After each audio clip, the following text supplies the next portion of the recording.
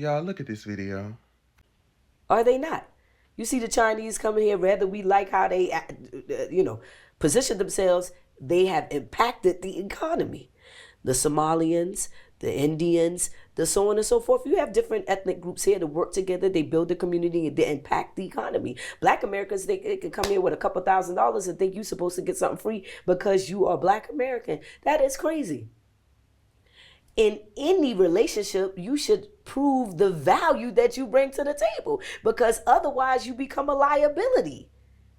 So as a group of people, if we can't move to somebody else's country and work together and create an association to prove the value of what we bring to the table, so then we can then ask for concessions, then you're just talking.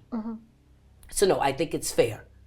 I think it's fair. So why are we telling them to come home? How do you charge for people to come home? Why are you asking for the visa fees? If these are your children who are coming home, do you pay visa fee to your parent when you go into their house? So why I feel like the reason why majority of them are struggling is you as presidents, you are telling us, come back home. Yes, you have your roots here. This is your home. Come back to the motherland. But I agree to a certain extent. Because I'm in this industry, trust me, you don't want every Black American coming into your country. Okay? So there has to be a filter.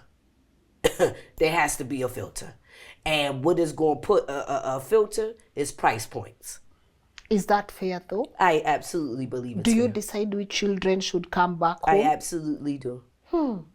You want all the riffraff coming into your country? No, I don't want. It's how it's being marketed. This is you. This is the motherland. But this is also marketed to those who are at a certain level. So what are we saying? Is the motherland beneficial to those who have the financial capacity for it?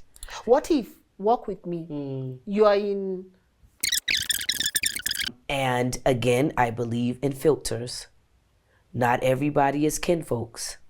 And we don't want the riffraff coming and destroying what we're trying to build. And then again, it's a mindset. You're going from a capitalist mindset in a debt-driven country to a non-debt-driven country. There's a mindset change that you have to have because you're going to have cash.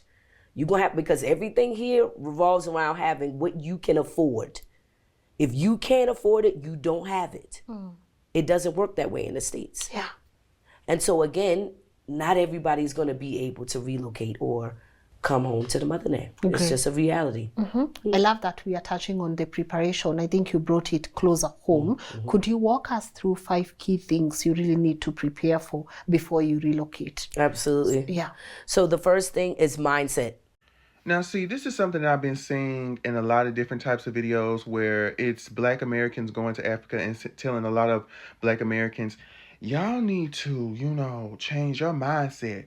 You can't just come over here and act a certain way. And it's very interesting because as much as people hate America and as much as people say America's shit, American imperialism, all these other different things that America has done to other countries, which is valid, but so much of the blame is put not only on the American government, but on the American people because of what the American government has done to several different types of countries around the world, which is not fair.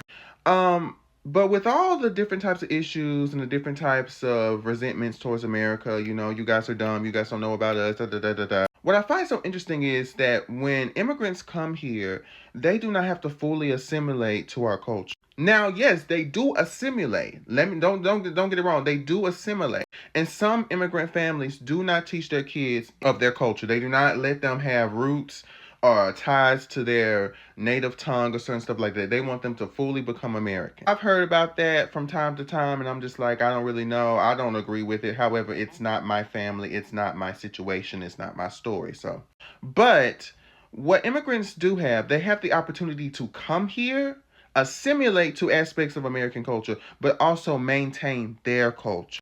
And that's the thing that I find very interesting about this whole like situation. Is that there will not be any maintaining Black American culture because Black Americans are still having debates about their culture even being culture to begin with. And so there is no going to Africa, sitting there assimilating, and then doing what some immigrants do in America and also maintaining certain aspects of your American identity.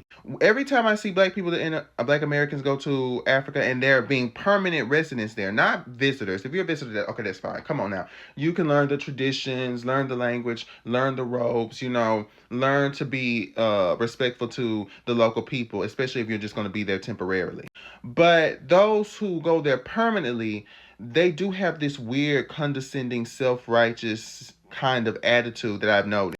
And it's very funny because she says that we have to let go of the American attitude, but her particular type of thought process is indicative of an American mindset. Because she's basically saying, you're not going to make it unless you bring the dollars. You're not going to make it unless you make yourself useful. Every man for themselves, doggy dog world. Baby, that's American.